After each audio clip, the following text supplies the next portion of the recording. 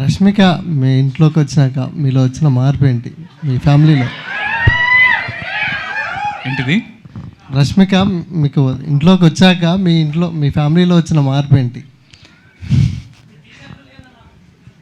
చాలా అంటే అఫ్కోర్స్ చాలా positive energy she always carries. She's a very supportive person.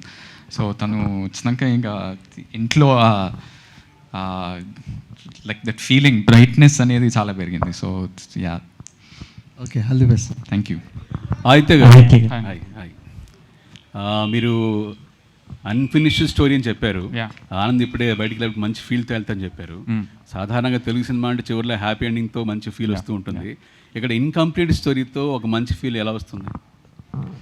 That's a brilliant question. Thank you for asking this. It's a very nice detail that you figured out.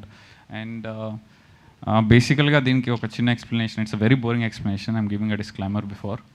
So బేసికల్గా story ఎట్లుంటుందంటే ఒక start, ఒక mid, ఒక end ఉంటుంది.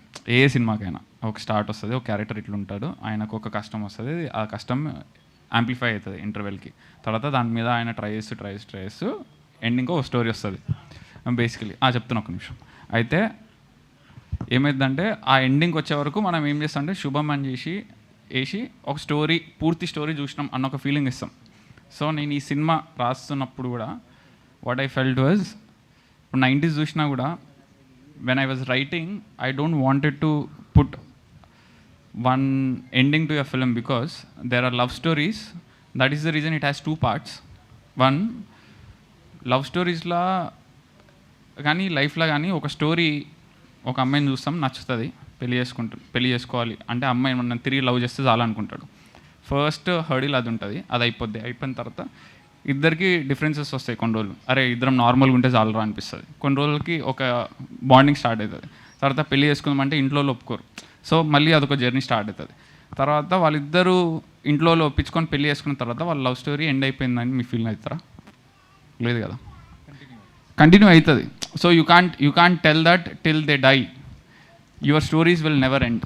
So that is what I wanted to tell through this film, that there is no ending to love when it is an unfinished story. మన స్టోరీలు అన్నీ కూడా డెత్ తోటే ఎండ్ అవుతుంది కదా, బికాజ్ లైఫ్ అనేది it goes on and on. So that's what one personal question, చాలా డీప్గా చెప్పారు ఆన్సర్. మీరు కనీసం 2-3 సార్లు లవ్లో పడి ఉంటే కానీ జరిగి ఉండదు. అది మీరు ఎన్నిసార్లు పడ్డారు? ఒక్కటే సార్ అండి. That was one love when I was in UK. That's it. Apart from that never. Success it's too personal. Cinema talk. Aditya గారు, ఇక్కడ లండన్ పోతా ఎక్సైట్ చేస్తా అనే విధంగా ఇంపాక్ట్ క్రియేట్ చేసేలా ఉంది టీజర్. రేపొద్దున యూత్ అంతా అదే చెప్పేలాగా.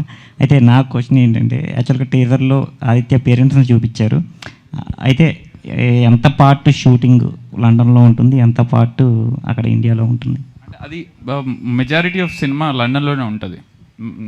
అంటే we short for 45 days in London. So చాలా మటుకు సినిమా లండన్లోనే ఉంటుంది.